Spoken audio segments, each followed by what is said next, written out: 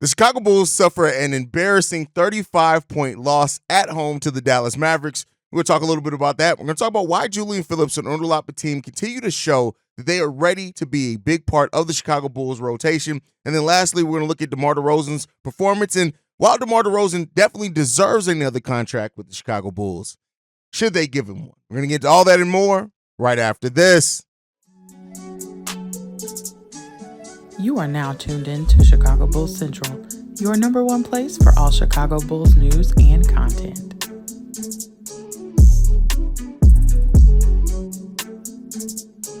What's going on, Bulls fans? Welcome to another episode of Chicago Bulls Central, your number one spot for everything Chicago Bulls related. I'm the host there, Haize. More importantly, you guys can follow the channel at Bulls Central Pod on every social media platform we happen to be on. With that being said, let's go and get to the content for today. The Bulls suffered an embarrassing loss to the Dallas Mavericks. There's no way around it. 35-point loss at home after your 3-1 road trip. It was disgusting. It's disgusting to have that type of performance back in the UC. Your fans were excited. They were booing you by the end of the game. It just goes to show that this Chicago Bulls team are going to show some flashes. And I said as much on the post-game show and over on Locked On Bulls last night after the game. This is going to be a team that's going to win games on the back half of the season. I would not be surprised over the last 17 games, the Bulls can win 8 or 9 games. Not going to be surprised at it at all. But this is a team that's surely lacking a couple of things. A bench, which we're missing a bench because a lot of our bench players are in the starting lineup and are still injured and, still limited in the fact of Torrey Craig. We also don't go to the right players off the bench, which we'll talk about a little bit here in the second segment. But overall, the Bulls are going to win games. They're going to lose some games. Hopefully not as ugly as this, but they're going to lose some games. A 44-16-point first quarter. This game was over with before it even started. And despite the Bulls going on a run to start the second quarter, a 7-0 run, they end up winning that second quarter 26-18. They were still down by 20 points at the half because of the performance of the team. And it's just one of those games where it just seemed like the Bulls just realized they didn't have it early, and they kind of packed it in. And, I got to give credit for Kobe White. He tried to shoot this team back in this game, and then once his shot wasn't falling, it's like he realized, damn, I'm not going to be able to do it tonight. He ends up going 4-14 from the field for only 12 points. DeMar DeRozan, 4 of 9. Nikola Vucevic, 6 of 13, right? He gets 13 and 6 in this game. And the thing that the Dallas Mavericks were the worst at, right? We talked about it yesterday. They were one of the worst rebounding teams in the NBA, and yet they completely out-rebounded the Chicago Bulls. And really, the thing that they beat the Bulls at were energy. They got out in transition way better than us. Derek Lively, Daniel Gafford beat the Bulls down the court in so many chances to where both of those centers had over 20 points.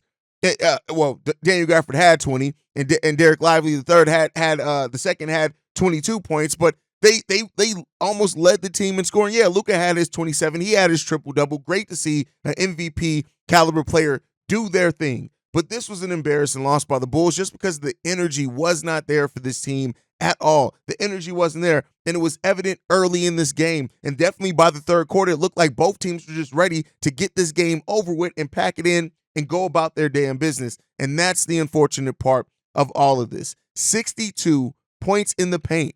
62. That's terrible. That's just not good, right? So overall, man, the bad defense and the bad pick and roll defense was evident. And I've seen a lot of people blame Vooch for that. I think a lot of people don't understand how he was bad. Make no mistake. I'm not saying that he was good or any minute, but I don't think people understand how pick and roll defense really works sometimes. The roll guy was bad too, right? The guard in that or the wing on that was extremely bad as well in pick and roll defense. This wasn't just on Vooch. You could have the best rim protector in the world. They weren't going to overcome this type of bad pick and roll defense consistently by the Chicago Bulls. It was ugly, and it was everybody all up and down. It's not just a loss you can blame on Nikola Vucevic or Andre Drummond for that matter. The pick and roll defense as a team was terrible. The decision-making was terrible. It was all bad, and this was one of those losses that suck. It was one of those losses that you got to sit there and eat, and you look at it and you're just like, damn. So it is what it is, man. It's just bad pick and roll defense all night long. And like I said, it's not just because of Nikola Vucevic. It's way more than just Vooch to make bad pick and roll defense. And like I said, he was bad as well. For that matter, everybody in pick and roll defense besides Julian Phillips and Onuralp were pretty bad in pick and roll defense. Javon Carter had a couple of stretches there, but he was overall bad as well. It was just a bad night.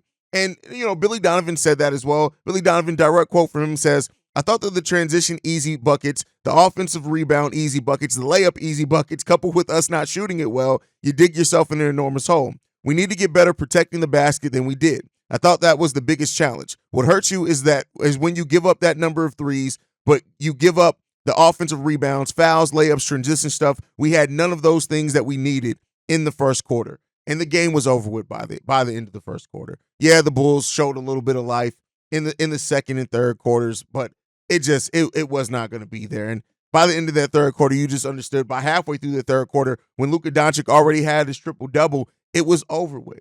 And it's unfortunate. It sucks to see, especially after, reinvigorating kind of the faith in the team, on that road trip. But, the thing about NBA basketball is that the next game, you could turn it all around again, right? And we'll see how the Bulls are going to finish this season over the remaining 17 games left on the season. And, hopefully they finish it strong. But we are winding down, man. We are winding down. By the end of this week, we will only have 14 games left on the season. 14. The final 14 games. And so we'll see how the Bulls fare over that. We do have the Indiana Pacers. Wednesday, we're going to Indiana. And then we have 3 straight games at home after that. So we'll see how the Bulls perform in those games. In that game against the Indiana Pacers, that's a team that's dealing with its own injury things, its own slump. So maybe the Bulls can get back on track then. We'll see. Now, one of the things that did look good for the Chicago Bulls is Onuralp Bitim and Julian Phillips in this game. Onuralp leading the Chicago Bulls in points scored and field goals overall in this game. Now, we know that's because it ended up being a blowout. But the one thing that I got to give credit to is Onuralp, not only is he a shooter, I think sometimes people kind of miscast him. He was only 1 for 6 from three-point range yesterday, but 8 of 16 overall from the field. And you got to see that what Bitim could be, right? As far as being that scorer off the bench, I would even say this. Onuralp, in the way that he plays defense and the fact that he is active, he understands where to be. He's been a pro for so long. He's definitely somebody that can play really well for the Chicago Bulls next year. And Julian Phillips, listen, Julian tried to yam it on a couple of people. He led the Chicago Bulls in minutes off the bench and was only 1 minute behind Ayo Dosunmu in overall minutes. But Julian Phillips he has it, the mentality part of the game in basketball. Julian Phillips has that part of it. And I think at this point, these two players have showed that they deserve to be parts of the rotation, not just the inconsistent 13 minutes, 7 minutes, 10 minutes, back to 15 minutes. They deserve to get minutes every single night here on out for the Chicago Bulls. Now, will Billy Donovan do it? You guys know I don't have very much faith in Billy Donovan and him going to young players off the bench consistently. But I tell you what, even if it does not happen this year, next year, those guys have to be a part of the rotation because they showed it. Like Onuralp understanding where and when to pass the ball, understanding where to be defensively. The fact that, he's not a lockdown defender by any imagination on that wing, but he is a player that gives that consistent effort defensively that you can see him being a plus team defender. And we already know the upside of Julian Phillips. 11 points last night from Julian Phillips, 3 rebounds, 2 steals from Julian Phillips, and he gave tons of energy when he came in the game. He almost immediately hit a 3 after checking into the game. And it seemed like it was going to maybe jumpstart the Bulls to go on a little bit of a run. But again, the team overall couldn't. He ended up getting stuffed on the dunk attempt. But it is what it is. Like, you want to see the players go through this growth period here, right? You want to see them learn at the NBA level. And that's kind of the biggest thing with this, how this front office has built this team, right? Is that you draft young developmental players that then you don't give consistent developmental minutes to. And I get it. There is a ton of development that can be done at the G League level. I've talked about it. I've been an advocate for players going down to the G League because you get to work on every bit of your game. When you come into the NBA level, you're going to kind of be made a specialist, right? So I understand that the benefits of playing down in the G League, a lot of games down there. But at the end of the day, like, if these are going to be players that are part of your future, there's only so much simulation you can get for actual live NBA minutes. And these guys are showing why that is needed for this team. And so I really do think, and I hope that as we continue going on through the rest of the season, is that we see Julian Phillips play a little bit more. Patrick Williams isn't coming back, right? And not to say that Julian Phillips is ready to step up and give that defensive effort or fill that role for Patrick Williams now. I'm not saying that. But there should be consistent minutes for these guys given on every night. 10 to 12. And then you take that 10 to 12, you turn that to 12 to 15, right? You build off on that. If they play well, you reward their good play with more consistent minutes. And a guy like Javon Carter today, who, like I said, didn't play terrible. He did hit a three where the Bulls could not, he hit one shot. I'm sorry. The Bulls couldn't hit threes to save their life last night.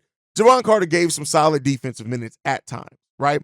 But I think overall, when you look at Onuralp, when you look at Julian Phillips, when you look at Dalen Terry, these are guys that you are telling us that you're trying to sell us on being players that you're hoping you're going to make a step or a leap and really help the development. And now you're going to be thrust into potentially next season where you have to rely on these guys, mainly due to the fact that you're so up close to the luxury tax that if you do retain a Patrick Williams, if you do retain a DeMar DeRozan, if you retain both of those guys, you don't have a lot of assets to add any other players, even if you're just looking at veteran minimum contracts. And here's what I'll tell you: unless a player is willing to take a veteran minimum that's worth way more than a veteran minimum, you're not going to get much better talent than investing into your young players.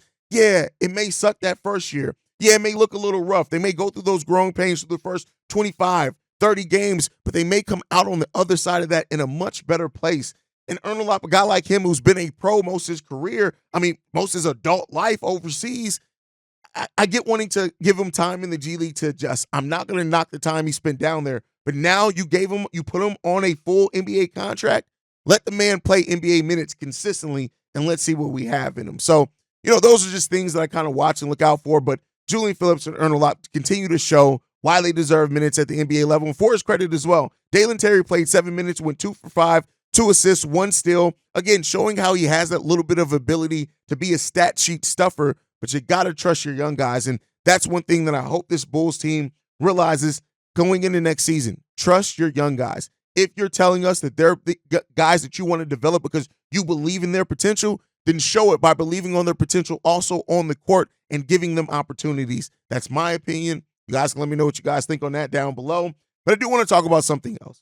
And I know this has been polarizing for a lot of Chicago Bulls fans, and it's going to continue to be. Make no mistake about it. This isn't going away anytime soon. There's no clear-cut, easy answer to this. And the Bulls are going to have to make the determination on DeMar DeRozan where you have to overlap value and cost, right? That Venn diagram of value and cost and benefit is going to have to overlap some. Where that falls at is going to be important in making the decision to bring DeMar DeRozan back.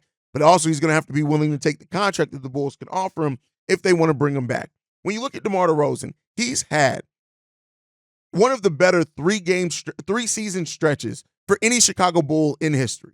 Yes, he has limitations. We all know that. I know that. I'm not a guy I'm not a DeMar DeRozan guy. I think you should have moved him at the trade deadline. But when you look at what it is, DeMar DeRozan that first season, 27.9 points per game. He did 5 rebounds per game, 5 assists basically per game. The next season took a bit of a step back. Went from 20 shots that first season with the Bulls to 17 shots the second season with the Bulls, averaging 24.5, basically 4.6 rebounds, 5.1 assists. He did that again on 50% shooting from the field. And then this season so far, 23 points per game, 47% shooting from the field, 4.2 rebounds, 5.3 assists per game, and he's averaging a steal per game as DeMar DeRozan through 63 games played so far this season for DeMar. What does that mean? It means that DeMar has this level of play, be it a flawed player, because that's on the front office to try to fix the flaws of players by how you build out a roster. But DeMar DeRozan has been everything the Bulls have signed him to be. Back to being the king of the fourth here a little bit, right? All things aside, I do not want to mistake it. Me saying that the Bulls should move on, in my opinion, from DeMar DeRozan is not saying that he has not played a way to deserve another contract with the Bulls. He has. His performance on the court, his leadership, his guidance, all those things has earned him. If they do give him another contract, that's what's earned him one. But then you have to get into the business part of it. He's 34 years old. He's already showing signs of a decline, but his decline is going to be more staggered, and he's going to be able to still be efficient even in his decline. Yeah, defensively, it's not nothing there, but there never was. You didn't sign DeMar DeRozan for his defense. The question that the position that the Bulls have now put themselves in is I've talked about it before. There are 3 options that are ahead of the Bulls when it comes to DeMar DeRozan this offseason. 1, you re-sign him. You hope that you get him on a team-friendly contract, or you're going to pay him what he feels he's worth. That may be a little bit of an overpay. That's a concern. You let him walk for nothing. And then you say, hey, thanks, DeMar, for what you did. We appreciate you. Whatever it is, we would love to have been able to retain you. We can't match this offer you got from this other team. We hope that we wish you well in your future endeavors. Or you hope for a sign and trade, meaning that you hope that a team that's going to go after DeMar DeRozan is going to benefit from being able to work him into their salary cap by a sign and trade being the way that they facilitate that. And we've seen that happen before. Hell, we got DeMar DeRozan because of a sign and trade, right? So you hope that those things are going to happen, but it's going to be one of those three outcomes. And the Bulls have to ask themselves, what is the best for the benefit of the long run of the team? We know that this team wants to stay competitive. And so many of us have said running this thing back for another year, yet another year, for the fourth year is going to be wild to be able to say that for a team that's fighting to stay at the 9th seed and a banged up Atlanta Hawks team is nipping right at our heels. If they win tonight, it's going to be ugly, right? So those are the type of things that you have to ask the question for, as well as, all right, if we do keep DeMar, right? Because it is what it is. We don't have somebody. And again, the thing that I'm going to tell you guys, and I always say this, it's not about having somebody one for one that can place what DeMar brought. So anybody, if you're getting ready to type or think, well, who we're going to bring in that's going to bring what DeMar brought, it's not about that. If it was that simple, you would always keep a player because you're going to always keep what you think the surefire thing is. But this Bulls team has to ask themselves next season, you don't own your own first-round pick outright. It's top 10 protected. So even if you do take a step back and miss the play-in tournament, is that the worst thing possible? We'll see, right? And then what's the risk of paying DeMar DeRozan long-term? What is that year on a 3-year deal? What does that contract look like by year 3, right? And that's something that you also have to worry about and concern. Now, if DeMar is willing to take team options on that, that can mitigate that risk a little bit for the Chicago Bulls, and maybe that's the route that the Bulls decide to go. But overall, there's a lot of questions that you have to ask yourself with DeMar. And like I said, it's not just about DeMar's performance. It's based on the team performance. I think a lot of times when people have these conversations, they just focus on just what DeMar has done. Because like I said, the performance that he's brought deserves another contract. I can say that objectively. The way that he has performed on the court, it deserves another contract. But you have to take in consideration the spot that the team is in, but you also have to take into consideration where this front office is telling us they want to be. So it's a situation where there's a lot of things up in the air with Chicago Bulls this offseason. I think more than what a lot of people think or give credit to. You got the Zach LaVine situation. Do the Bulls look at it and say, we don't want to go through another half season of the turmoil of all the conversation around Zach LaVine? We want to be able to focus on basketball. Do they look at that and say, let's go ahead and move Zach, even if it's not a deal that's the most favorable? Or maybe there's a market for Zach where teams have a little cap space to absorb some of that contract in. The Lonzo Ball situation. Yes, he's making progress, and that's great, but you still got to ask yourself, is that progress going to be where we need it to be? Is he going to be cleared by the time the season's ready to start? Or do we look at using the career-ending injury exception, right? Do we look to do that? Then you have the DeMar situation, which is, it's not easy because, again, his performance is what it is, right? And he came in here and he did what you signed him to do. You got the Patrick Williams contract extension to worry about, which is a piece that at 22 years old, we know that this front office doesn't want to give up on Patrick Williams yet, but you have to ask yourself, what is that contract going to look like? That's still a difficult negotiation. Are you going to let him go out and find his own deal and just match what he gets, a la like you did with Zach LaVine when he signed that offer sheet with the Sacramento Kings? Is that going to be something that you can do? You already have to worry about how you're going to fill out your bench. Andre Drummond has played the last 4 years of his career on a vet minimum, and he's showing that he's worth more than that. If he can get more than that, can the Bulls offer that? And then you got these young players in the wing of Julian Phillips, Onuralp Bitim, Dalen Terry, Adama Sanogo, Henry Drell. What are you going to do with some of these guys? Which one of those guys are you going to pit on yet another two-way contract? And what players are you going to be and hope are going to be part of your rotation going into next season? There are way more questions, and they're not as easy to find answers to as what some Bulls fans will make you out to believe. It's not as simple as going out and finding a couple of shooters. It's not that easy to just go out and find the shooters that are going to want to come to the team, that fit into your contract, into your salary cap situation. It's just not that easy. It's not easy as just going out and finding a young big man to get ready to replace Vooch. It's not easy just going out there and finding a rim protector when there are going to be teams that are championship level teams that need a rim protector also. The Bulls have put themselves in a situation because of the lack of clarity around their roster where it's going to get difficult. And I can't wait to see like I said, it's going to always be a fun offseason to cover with the Bulls because it's just so many things that around this team, that clarity is needed. And some of that clarity has to be through making tough decisions on your roster. And as of right now, AK and Eversley have shown the biggest, the thing that you can bet on them to do the most is to bet on that continuity, is to kick the can down the road, not necessarily make those tough decisions.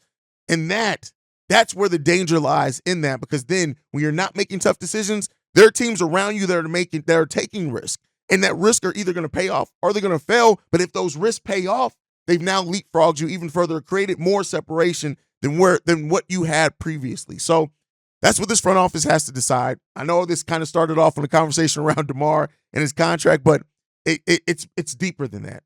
And we'll see where the Bulls go with it this offseason. But guys, thank you so much for tuning in. Make sure you're following the show at Bulls Central Pod. You can send us any feedback, questions, comments, concerns. BullsCentralPod@gmail.com. Lastly, if you want to leave a text message and our voicemail for the mailbag, the number to do so, 773-270-2799. We are the number one spot for everything Chicago Bulls related, thanks to you guys. And like I like to end every episode on, go Bulls. Love you guys. See red if you can, y'all. Peace. This has been a presentation of the Break Media.